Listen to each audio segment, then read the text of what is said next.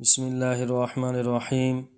محترم خواتین و حضرات، امید ہے آپ سب خیر و عافیت کے ساتھ ایمان و یقین کی بہترین حالت میں ہوں گے۔ اللہ تبارک و تعالیٰ کے فضل و کرم سے ہماری آج کی گفتگو کا موضوع ہے حج کی عالمگیریت۔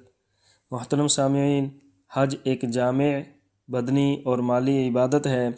مسلمان جس طرح مسجد میں ایک ساتھ نماز ادا کرتے ہیں، اسی طرح حج کے موقع پر مسلمان ایک ساتھ جمع ہو کر مناسک حج ادا کرتے ہیں۔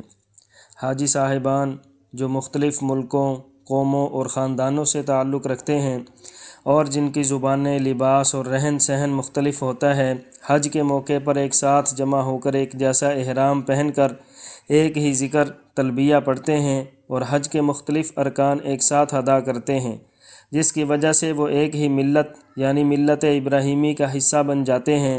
لاکھوں حجاج ایک ساتھ نمازیں ادا کرتے ہیں، اللہ تعالیٰ کے حضور ایک ساتھ رکوع اور سجود کرتے ہیں اور ایک امام کی پیروی کرتے ہیں، جس سے ان میں آپس میں اتحاد و اتفاق قائم ہوتا ہے۔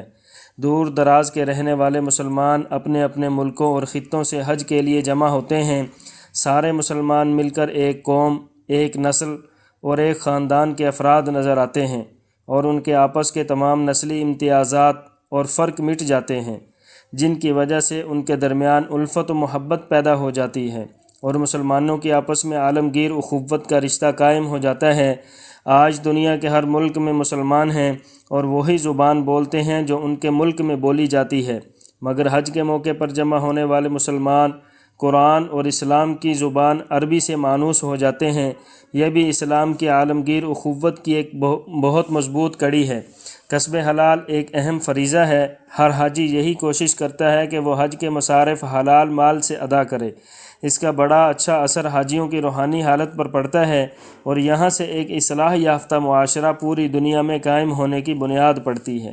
محترم سامعین، حاجی حج کے لیے اس سرزمین میں حاضر ہوتے ہیں جہاں اکثر نبیوں، رسولوں اور ہمارے نبی حضرت محمد رسول اللہ خاتم النبیین صلی اللہ علیہ وعلی آلہ واصحابہ وسلم نے اللہ تعالیٰ کے حضور میں اطاعت اور فرما برداری کا اعتراف کیا۔ حجاج بھی ان مقامات پر اللہ تعالیٰ کی اطاعت و فرما برداری کا اقرار کرتے ہیں اور اپنے گناہوں سے توبہ کرتے ہیں۔ گناہوں سے پاک و صاف ہو کر حاجی اپنے اپنے ممالک میں پہنچتے ہیں تو ان کی وجہ سے ان کے ملکوں اور علاقوں میں رجوع اللہ کی فضا قائم ہو جاتی ہے اور مسلمانوں کی اصلاح کا عالمگیر نظام قائم ہوتا ہے۔ اللہ جل شانہ سے دعا ہے کہ اللہ تعالی ہمیں سمجھنے، عمل کرنے اور دوسروں تک پہنچانے کی توفیق عطا فرمائے۔ اللہ تعالی ہم سب کا حامی و ناصر ہو۔ لا الہ الا اللہ، لا الہ الا اللہ، محمد رسول اللہ۔